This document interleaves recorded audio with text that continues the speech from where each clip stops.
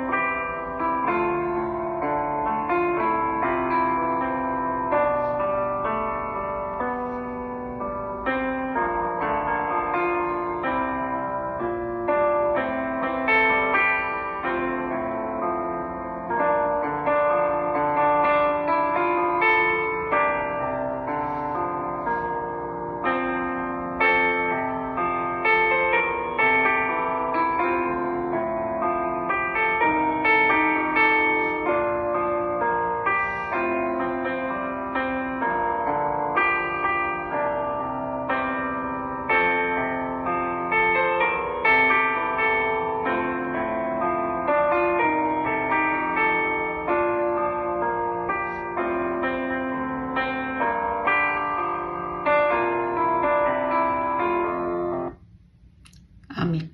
Panggilan beribadah kita pada malam ini diambil dari Roma pasal 12 ayat 1. Demikian firman Tuhan. Karena itu saudara-saudara, demi kemurahan Allah, aku menasihatkan kamu, supaya kamu mempersembahkan tubuhmu sebagai persembahan yang hidup, yang kudus dan yang berkenan kepada Allah. Itu adalah ibadahmu yang sejati. Amin. Puji Tuhan, kita bersyukur, kita punya banyak talenta, kita dikasih Tuhan banyak hal, banyak kelebihan. Kita mau mempersembahkan semuanya untuk Tuhan. Mari kita mau mengangkat satu pujian. Bapa, ku persembahkan tubuhku.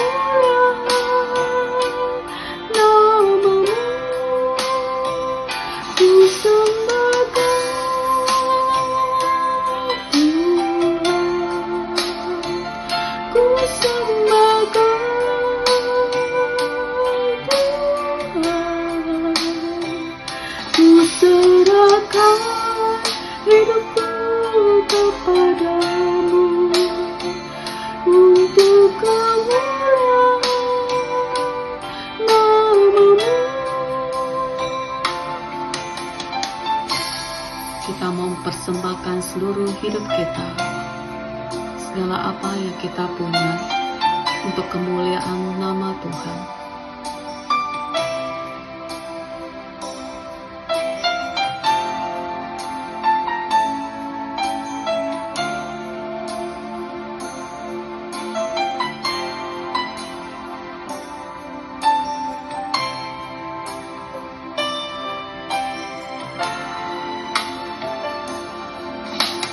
Bapa, ku persembahkan tubuhku sebagai persembahan yang hidup, kudus dan yang berkenan padamu, sebagai ibadah yang sejati. Ku sembah Kau Tuhan, ku sembah Kau Tuhan, ku sembah Kau Tuhan, ku serahkan hidupku kepadamu untuk kemuliaan namamu. Sekali lagi ku sembah Kau Tuhan,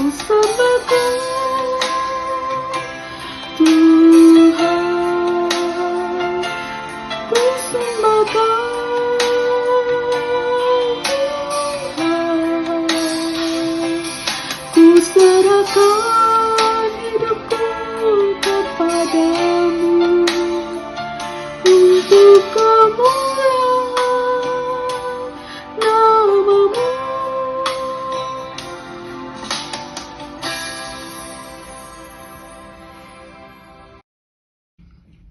Mari kita berserah di dalam doa. Tuhan, Bapa kami, inilah kami yang penuh dengan kekurangan, dan Tuhan juga memberikan kami kelebihan. Tuhan, tolong kami, berikan kami kekuatan, supaya kami boleh belajar untuk memberikan segalanya untuk Engkau ya Tuhan. Menjadikan Engkau yang terutama di dalam hidup kami, dan fokus hidup kami adalah Engkau ya Tuhan. Tuhan, tolong kami, Tuhan, yang boleh kuatkan kami Tuhan, sehingga kami senantiasa boleh melakukan seperti yang Tuhan kehendaki. Kami bersyukur ya Tuhan, untuk malam ini kami masih diberi kesempatan untuk bersama-sama berkumpul, untuk berdoa bersama, untuk mendengarkan akan firman-Mu. Tuhan hadir di tengah-tengah kami. Kami yakin dan percaya kami akan mendapatkan berkat dan kekuatan daripada Engkau ya Tuhan. Sekali lagi kami mau menyerahkan ibadah kami dari awal hingga akhirnya ke dalam tangan-Mu. Kiranya Tuhan saja yang bekerja. Berkati juga untuk hamba-Mu yang akan menyampaikan firman-Mu. Tuhan yang boleh memakai dia dengan heran. Kiranya setiap firman yang disampaikan menjadi berkat, kekuatan, nasihat, teguran bagi kami ya Tuhan. Terima kasih ya Tuhan. Hanya di dalam nama Tuhan Yesus kami ucap syukur dan berdoa. Amin. Selamat malam Bapak Ibu Saudara yang dikasihi Tuhan. Mari pada saat ini kita akan bersama-sama merenungkan kebenaran firman Tuhan yang akan diambil dari surat Rasul Paulus kepada jemaat di Korintus dalam 1 Korintus pasal 7 ayat 20 sampai 24. 1 Korintus pasal yang ke-7 ayat 20 sampai 24. Saya akan membacakan bagi Bapak Ibu Saudara sekalian. Baiklah, tiap-tiap orang tinggal dalam keadaan seperti waktu ia dipanggil Allah. Adakah engkau hamba waktu engkau dipanggil? Itu tidak apa-apa. Tetapi jikalau engkau mendapat kesempatan untuk dibebaskan, pergunakanlah kesempatan itu. Sebab seorang hamba yang dipanggil oleh Tuhan dalam pelayanannya adalah orang bebas milik Tuhan. Demikian pula, orang bebas yang dipanggil Kristus adalah hambanya. Kamu telah dibeli dan harganya telah lunas dibayar. Karena itu janganlah kamu menjadi hamba manusia. Saudara-saudara, hendaklah tiap-tiap orang tinggal di hadapan Allah dalam keadaan seperti pada waktu ia dipanggil. Demikian pembacaan firman Tuhan. Mari kita bersama-sama berdoa sekali lagi mohon pertolongan Tuhan. Bapa Surgawi, kami sebentar akan merenungkan kebenaran firman-Mu. Kiranya Engkau menolong kami semua, membukakan mata hati dan pikiran kami agar kami boleh memahami dan juga mengalami kebenaran firman-Mu. Berkati waktu yang singkat ini ya Tuhan. Tuhan tolong hamba-Mu yang penuh dengan kelemahan agar boleh menjelaskan kebenaran firman-Mu. Kami serahkan sekali lagi waktu pemberitaan firman-Mu. Dalam nama Tuhan Yesus Kristus kami berdoa. Amin. Bapak Ibu Saudara sekalian, di dalam eh, seri surat dari 1 Korintus ini kita sudah melihat beberapa tema yang sudah eh, dikupas oleh eh, rekan-rekan hamba Tuhan dan kita tahu di dalam surat 1 Korintus ini ada beberapa pemikiran atau untayan pemikiran dari Rasul Paulus yang diberikan sebagai nasihat kepada jemaat di Korintus. Beberapa tema yang sudah kita lihat mungkin adalah misalnya pertama mengenai tema kesatuan di dalam jemaat. Rasul Paulus berbicara mengenai hal ini juga khususnya tema mengenai kekudusan di dalam pasal yang ke-6 dan ke-7 secara khusus yang kita sekarang sedang berada di sana. Lalu juga kita nanti akan melihat tema mengenai kasih di dalam kehidupan jemaat, kasih yang melandasi hidup sebagai satu tubuh Kristus dan juga penggunaan karunia roh misalnya beberapa tema ini nanti kita akan lihat di minggu-minggu mendatang dan nanti di bagian akhir Rasul Paulus akan berbicara mengenai kebangkitan Kristus sebagai kuasa yang eh, mendorong kita sebagai orang percaya untuk kita hidup di dalam panggilan Tuhan. Nah, malam hari ini kita akan melihat satu tema yang mungkin tidak terlalu bukan menjadi bagian yang utama, tetapi satu tema yang tidak kalah penting yaitu ketaatan di dalam panggilan. Ya, Eh, Rasul Paulus menuliskan khususnya di dalam bagian tadi yang tadi kita sudah baca bagaimana Allah memanggil kita masing-masing di dalam satu keadaan kita yang mungkin berbeda satu sama lain. Oleh sebab itu Rasul Paulus mengatakan bahwa baiklah setiap orang itu tinggal di dalam keadaan yang sama seperti ketika dia dipanggil oleh Allah. Setiap orang, setiap orang percaya yang dipanggil oleh Allah tentu memiliki satu kondisi dan latar belakang yang berbeda satu sama lain. Tetapi eh, hal ini tentunya bukan menjadi satu penghalang. Allah bisa memanggil siapapun juga terlepas dari keadaan apapun yang mereka alami. Allah memanggil Rasul Paulus yang adalah seorang ahli hukum Taurat, tetapi juga Allah bisa memanggil seorang Rasul Petrus yang latar belakangnya adalah seorang nelayan. Allah memanggil Musa yang berlatar belakang seorang pangeran yang terdidik di istana di Mesir. Allah memanggil seorang budak perempuan yang kita tidak tahu namanya, ya, yang dipanggil Tuhan untuk menjadi eh, alat yang dipakai oleh Tuhan untuk mewartakan tentang eh, kebenaran dan seorang nabi Allah yang ada di Israel, yaitu kepada Jenderal Naaman. Kita tahu Allah memanggil setiap orang percaya di tengah segala situasi, kondisi, latar belakang yang berbeda-beda. Allah memanggil kita sebagaimana kita ada, dan kita dipanggil untuk tetap hidup di dalam keadaan apapun ketika kita dipanggil. Kita hanya diminta untuk mengikuti apa yang menjadi kehendak Allah, apa yang sudah Allah persiapkan dan rancangkan di dalam kehidupan kita. Hidup itu adalah hidup yang mengalir, hidup yang mengikuti alur daripada rencana Allah. Kita mungkin sering mendengar istilah ini ya, go with the flow. Hidup itu mengalir saja. Tetapi seringkali eh, ungkapan ini disalahpahami ya, disalahartikan. Ketika beberapa waktu yang lalu saya bertemu dengan seorang teman ya semasa sekolah, dia mengatakan kepada saya, dia kalau ngomong sama saya itu bro, ya bro, ya dia bilang hidup itu mengalir aja bro, begitu ya, hidup itu mengalir aja, ya. Pas waktu lagi kepengen cruise, kita cruise ya. Pas kepengen ke Eropa, kita ke Eropa gitu. Pas pengen makan nasi Padang, kita makan nasi Padang. Hidup itu pas-pasan aja ya. Pas mau ke sini kita ke sini, pas mau ke sana kita ke sana, pas mau makan ini kita makan ini. Hidup yang mengalir saja, hidup yang pas-pasan saja ya. Ya pas dia cerita saya lagi sakit perut, tapi saya nggak ngomong itu ya. Bapak Ibu Saudara, seperti apa hidup yang mengikuti sesuai dengan panggilan Tuhan, sesuai dengan keadaan ketika Tuhan memanggil kita? Kalau kita melihat lebih lanjut di dalam apa yang sudah kita baca tadi dari surat 1 Korintus pasal yang ke-7, khususnya di dalam ayat yang ke-22, ada satu bagian di sini yang menarik, yang Paulus katakan, sebab seorang hamba yang dipanggil oleh Tuhan dalam pelayanannya adalah orang bebas milik Tuhan. Demikian pula orang bebas yang dipanggil Kristus adalah hambanya. Kalau kita melihat di sini ada satu paradoks, suatu hal yang bertentangan satu sama lain, tetapi dua-duanya terjadi, dua-duanya adalah betul adanya. Jadi ketika seorang itu dipanggil oleh Tuhan,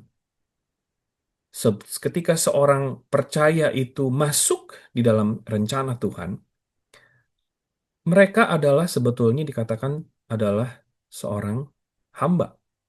Tetapi bukan sembarang hamba, tetapi hamba yang bebas. Kalau dia mau menjadi hamba Tuhan, ya, ayat ini mengatakan kepada kita dengan kata lain demikian. Kalau seseorang itu dia mau menjadi seorang hamba bagi Tuhan, dia sebetulnya adalah orang bebas. Dengan kata lain, orang yang betul merasakan dia bebas, belum tentu dia bebas. Tetapi ketika seorang itu dia menjadi seorang yang menghambakan dirinya kepada Tuhan, dia sebetulnya adalah bebas. Dan demikian pula, ya, orang yang bebas yang dipanggil oleh Kristus itu sebetulnya dia tidak 100% bebas, tetapi dia adalah hambanya Kristus. Nah, artinya apa? Jadi kita ini sebetulnya bebas atau sebetulnya hamba, ya. Kenapa Paulus mengatakan hal demikian? Ya, kalau begitu kan berarti apa sih Pak? Apakah betul-betul kita seseorang itu dapat dikatakan bebas kalau ternyata dia tidak sepenuhnya bebas karena dikatakan di sini orang yang bebas adalah sebetulnya hamba, yaitu hamba Tuhan, ya. Dia menjadi hamba dari Kristus dan orang yang menjadi seorang hamba Kristus sebetulnya orang bebas. Jadi mana yang benar? Dia ini hamba atau dia ini bebas? Begitu ya. Nah, Bapak Ibu Saudara, setiap kali kita memikirkan kata bebas atau kata freedom, ya, apa yang terlintas dalam pikiran kita kalau kita memikirkan kata freedom? What is the true meaning of freedom? Apa sih makna kebebasan itu? Seringkali kita berpikir bahwa makna dari kebebasan itu adalah ketiadaan aturan. Betul ya?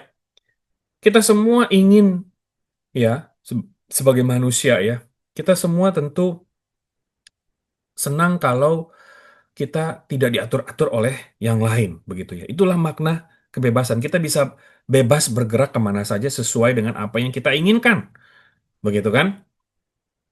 Kalau kita misalnya pernah ya pergi misalnya ke apa namanya em, eh, taman atau theme park ya, di kota LA ini ada banyak theme park ya. Em, apa apa itu theme park bahasa Indonesianya ya.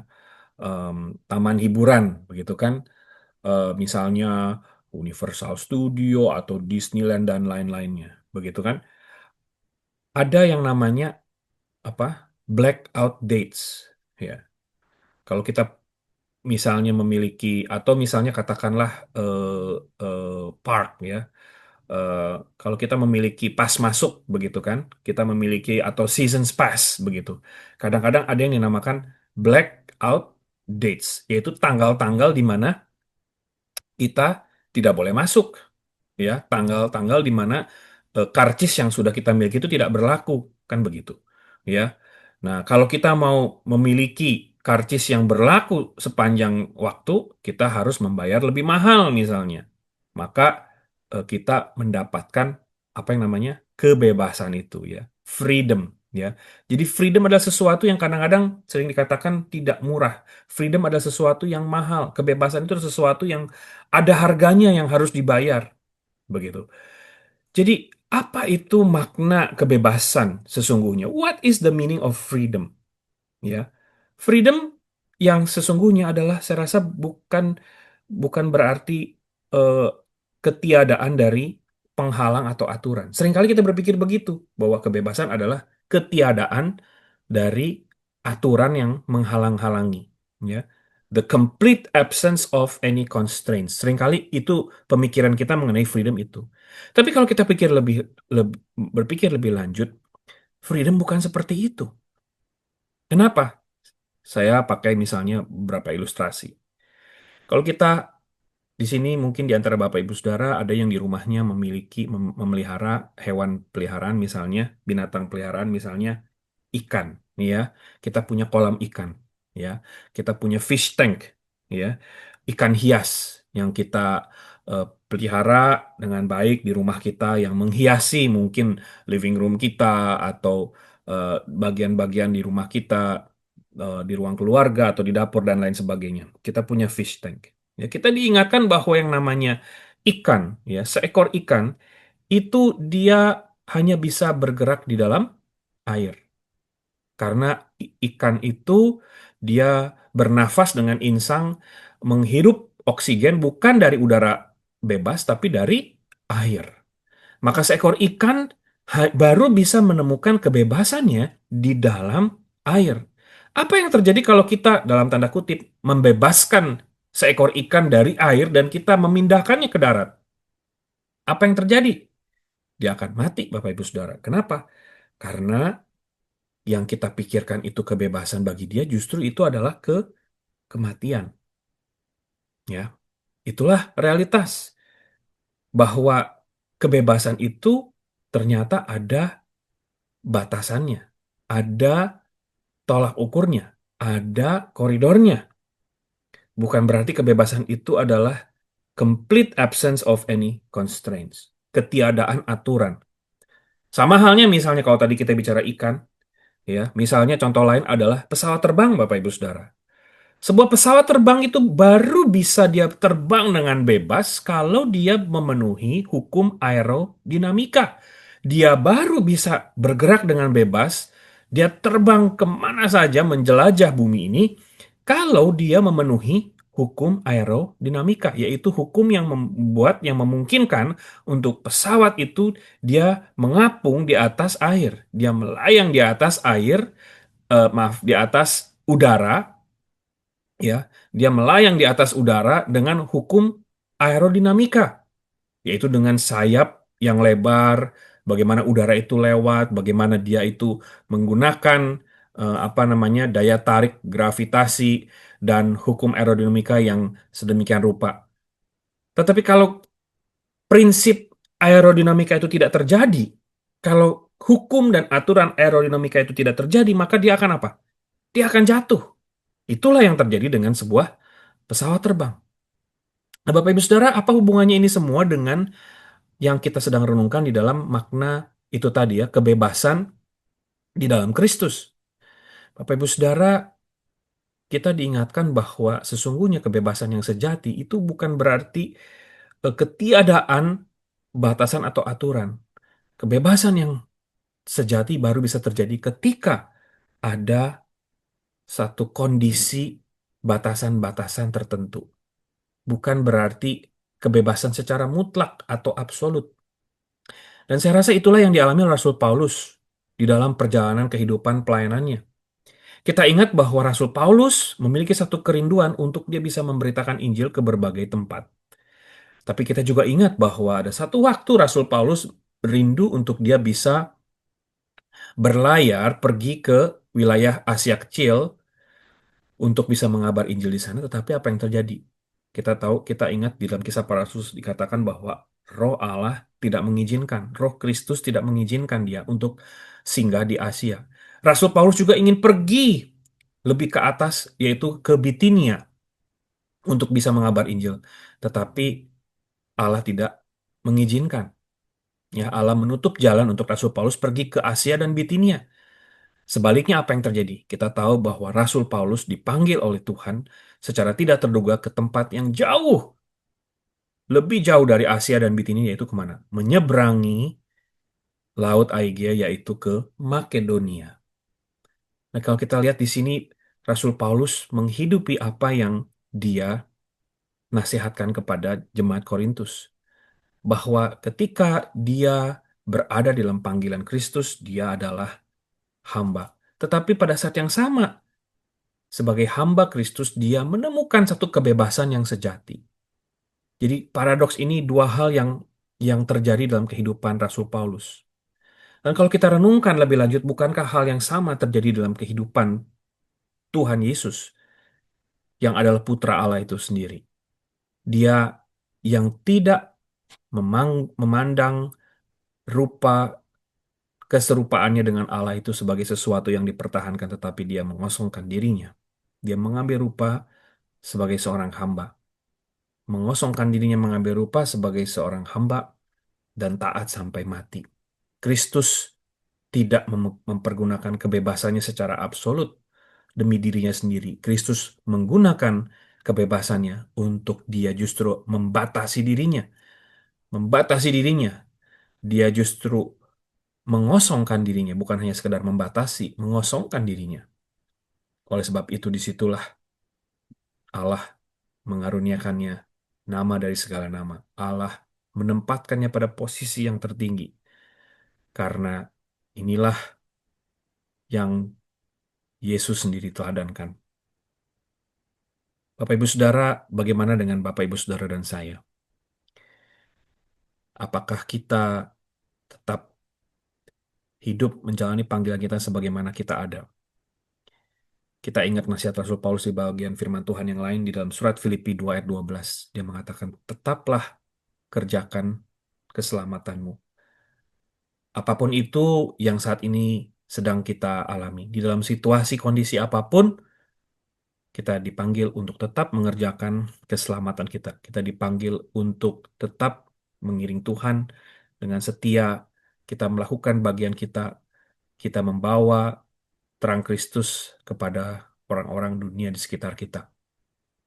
Dan kita menjalani kebebasan kita sebagai seorang hamba. Dan kita menghambakan diri kepada Kristus sebagai orang yang telah dibebaskan, orang yang telah dibeli dengan harga yang sudah lunas dibayar. Kiranya ini yang menjadi kerinduan kita bersama-sama. Mari kita berdoa. Bapa Surgawi, kami bersyukur untuk firman yang telah Kau berikan kepada kami. Kiranya firman-Mu menjadi kekuatan bagi hidup kami. Kiranya firman-Mu menolong kami.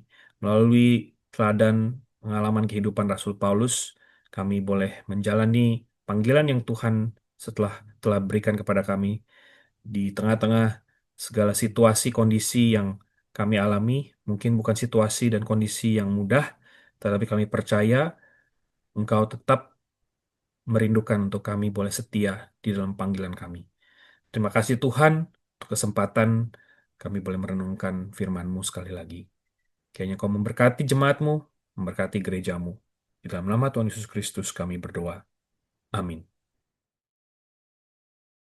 Kita bersyukur kita punya Tuhan, Allah yang selalu hadir dimanapun dan kapanpun kita berada. Di saat kita bersuka cita, Tuhan hadir. Di saat kita dalam kesesakan, Tuhan juga hadir. Dan kita bisa berseru kepadanya. Mari saya akan mengajak kita mengangkat satu pujian. Yesus, ku mau berseru kepadamu.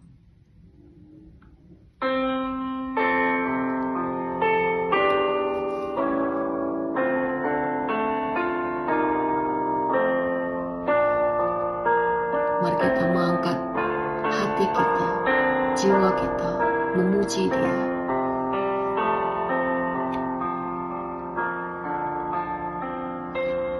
Kau Tuhan, penolong dalam hidupku, ku percaya hanya kepadamu. Kau pegang tanganku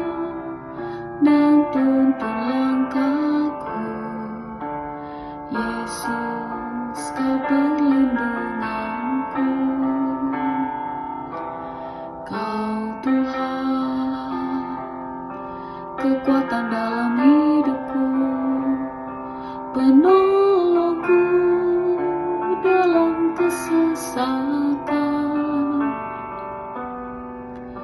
Kau gunung batuku dan pertahananku, Yesus, kau kemenanganku. Yesus, padamu ku berseru, Kaulah penyelamatku, terpujilah Kau Tuhanku. Mulutku memuji nama-Mu sepanjang umur hidupku, terpujilah Kau Tuhanku di atas segalanya.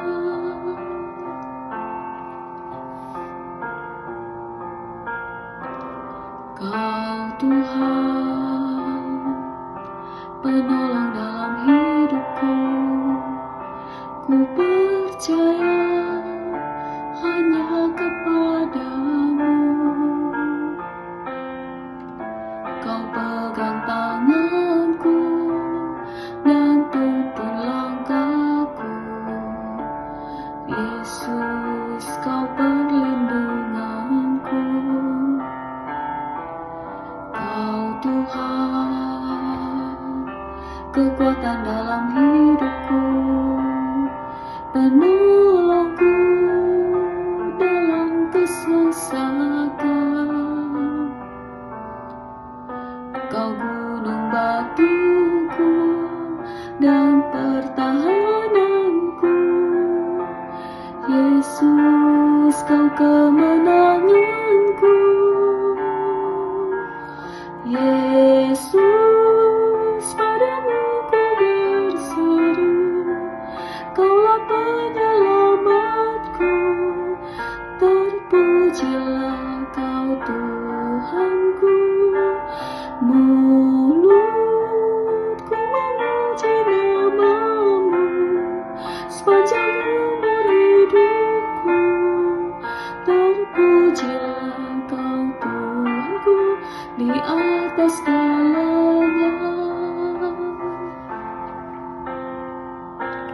Kaulah sumber kuatku, Kaulah kehidupanku, Kaulah pertahananku. Ku percaya padamu,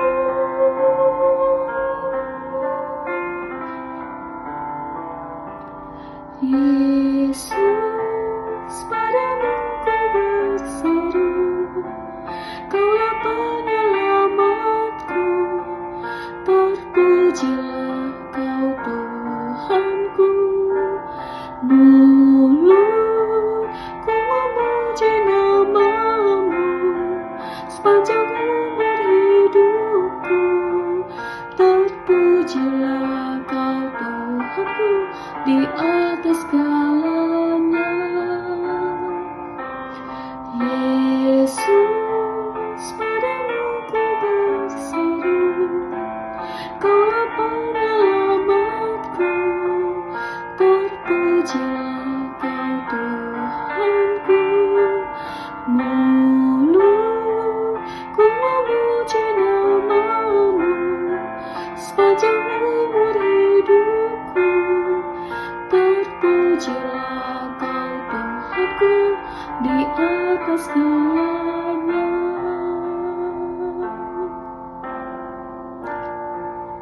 Terpujilah Kau Tuhanku di atas segalanya.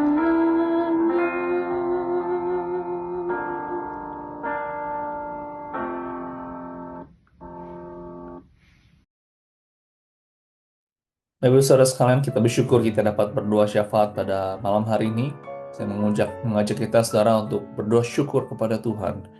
Nah, saudara, pertama kita mau bersyukur atas pertolongan dan penyertaan Tuhan sampai pada bulan Agustus.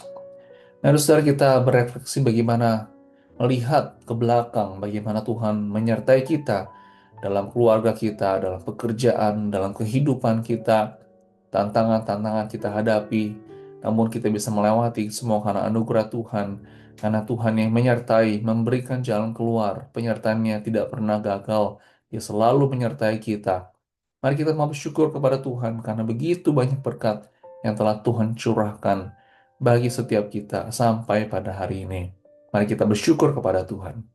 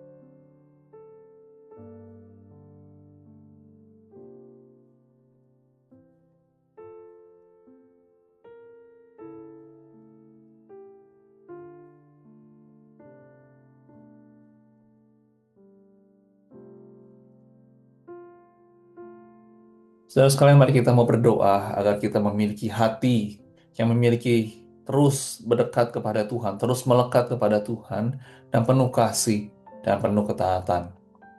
Kita juga mau berdoa saudara agar Tuhan boleh memberikan hikmat bijaksana di dalam kita mengambil keputusan setiap hari di dalam keluarga, dalam pekerjaan, dalam banyak hal. Mari saudara kita mau berdoa.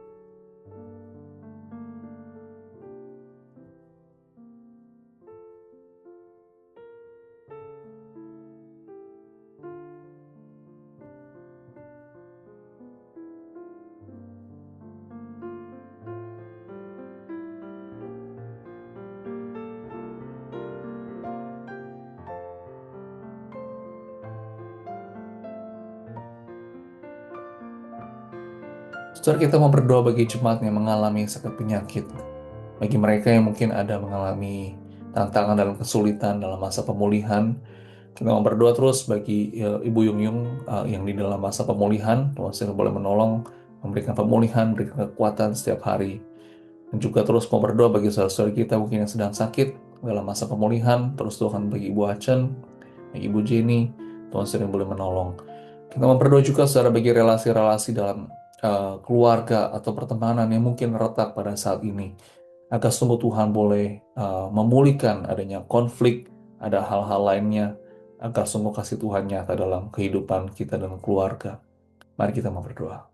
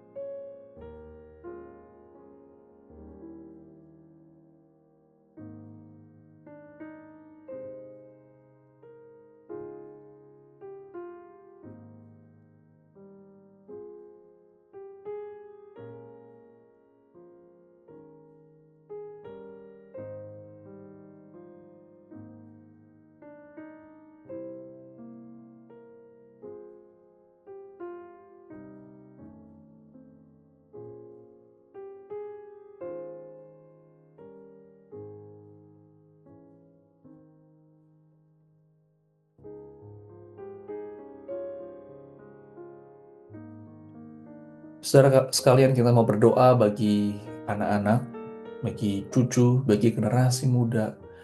Kita rindu, saudara, bagi keluarga kita atau mungkin keluarga jemaat, agar mereka tetap terus bertumbuh di dalam iman, bertumbuh terus dalam hikmat, dalam kehidupan yang takut akan Tuhan. Kita juga mau berdoa bagi keluarga, saudara, kita mau berdoa bagi relasi antara suami istri, agar semakin kuat dalam kasih, pengertian, dan kesetiaan. Kita mau berdoa akan hal ini.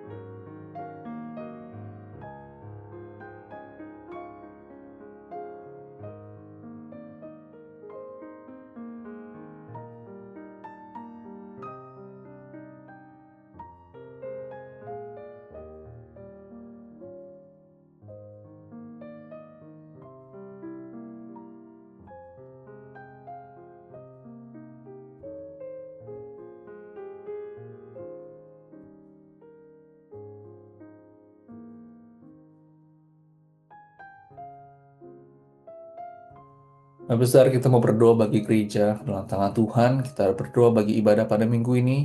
Kita mau berdoa, saudara, bagi saya yang melayani pada minggu ini, dan juga berdoa untuk sama penginjil Samuel Tande, dan juga seluruh jemaat yang melayani, agar Tuhan sendiri yang boleh memberkati dalam setiap pelayanan, diberi kesetiaan, dan pada hari Minggu ketika mereka datang, mereka dapat dipuaskan, dikuatkan kembali imannya.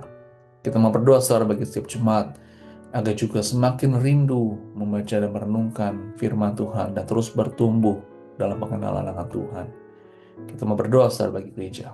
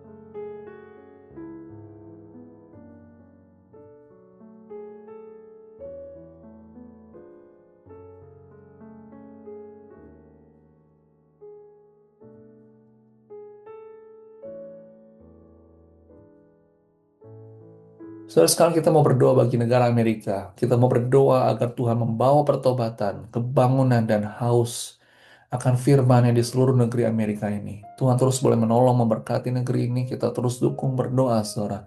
Di tengah banyak tantangan pergumulan yang dihadapi. Kita juga mau berdoa, saudara, banyak orang-orang yang belum mengenal akan Kristus.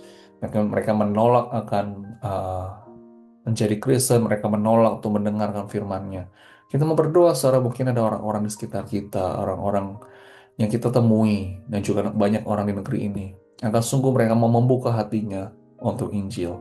Kita mau mendukung, berdoa bagi Amerika.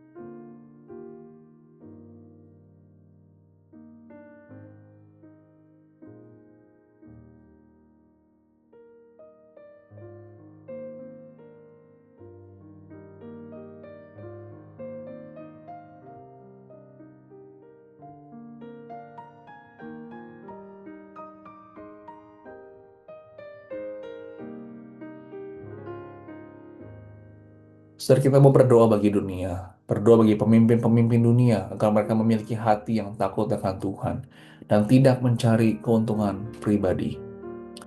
Kita juga mau berdoa saudara bagi negara-negara yang tertutup terhadap Injil pada saat ini. Kita terus doakan juga saudara bagi Indonesia, agar Tuhan boleh membuka jalan bagi firman-Nya. Tuhan boleh memakai para misionaris, para hamba Tuhan, dan agar sungguh mereka boleh mengenal, terbuka untuk mendengarkan Injil, sehingga mereka boleh selamat.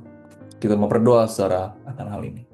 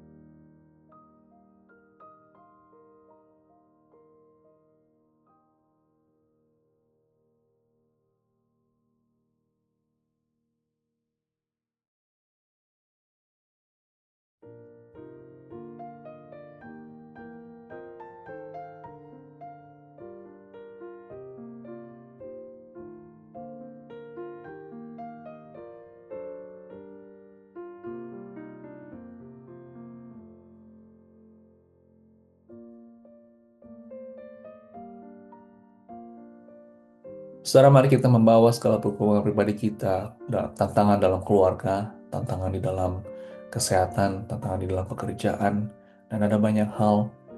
Saudara, kita mempunyai Tuhan yang senantiasa mendengar, dan Dia selalu ada bersama dengan kita. Marilah saudara, bagi kita yang lemah, letih, dan lesu, kita membawa segala pergumulan pribadi kita hanya kepada Tuhan, sumber kekuatan kita. Kita berdoa.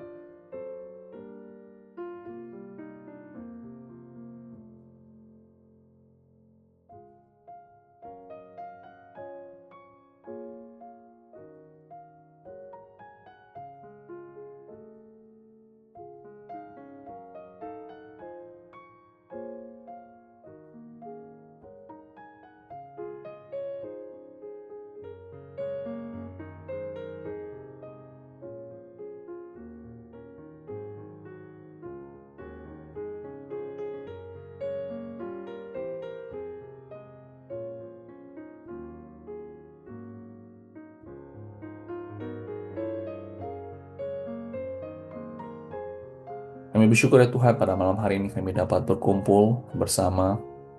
Kami bersyukur ya Tuhan karena kami memiliki Tuhan yang senantiasa menyertai kami. Tuhan gembala kami, Tuhan kekuatan kami, Tuhan batu karang kami, Tuhan yang senantiasa memegang tangan anak-anaknya. Kami bersyukur ya Tuhan, sampai pada detik ini pun semua karena anugerah Tuhan yang menyertai kami. Kami membawa ya Tuhan segala pergumulan pribadi kami, dalam pekerjaan kami, dalam kesehatan kami, dalam relasi, dalam keluarga, dan ada banyak hal, segala kekhawatiran kami, segala keluh kesah kami. Engkau tahu ya Tuhan. Dan kami mau ya Tuhan agar sungguh Engkau sering boleh beranugerah, Engkau sering boleh menguatkan setiap kami, dan kami terus boleh melekat kepadamu dan percaya kepada rancangan-Mu yang pasti dan yang terbaik. Terima kasih Tuhan atas malam hari ini. Berkati ya Tuhan setiap kami yang berdoa bersyafaat agar kami tetap terus tekun, giat di dalam kami berdoa. Terpujilah nama Tuhan, di dalam Tuhan Yesus kami berdoa. Amin. Mari kita bersama-sama bersahati untuk menaikkan doa Bapa kami. Bapa kami yang di surga, dikuduskanlah namamu, datanglah kerajaan-Mu dan jadilah kehendak-Mu di bumi seperti di surga. Berikanlah kami pada hari ini makanan kami yang secukupnya. Dan ampunilah kami akan kesalahan kami, seperti kami juga mengampuni orang yang bersalah kepada kami.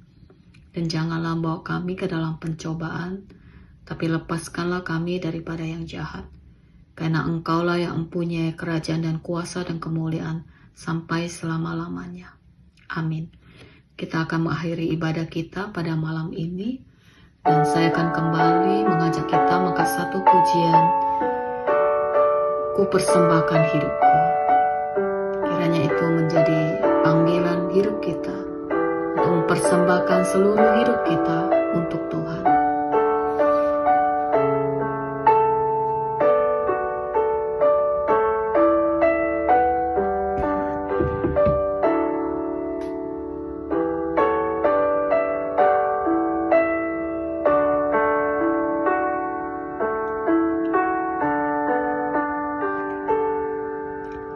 Ini aku, semua milikku,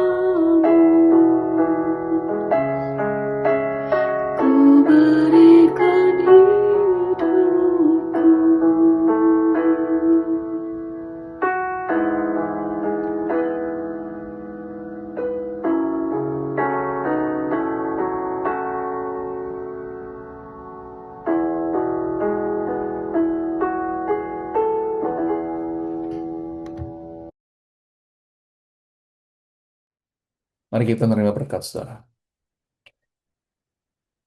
Kiranya kasih anugerah dari Allah Bapa, sukacita dan damai sejahtera dari Tuhan Yesus Kristus, pertolongan dan penghiburan dari Roh Kudus, menyertai kita sekalian dari saat ini sampai selama-lamanya. Amin. Kita mengambil waktu teduh, saudara.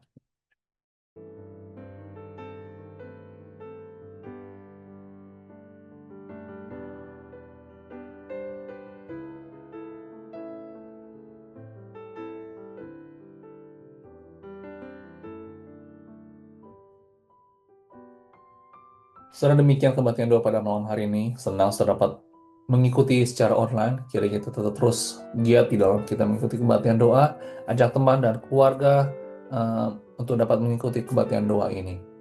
Sampai bertemu pada hari Minggu. Jaga kesehatan dan memberkati kita semua.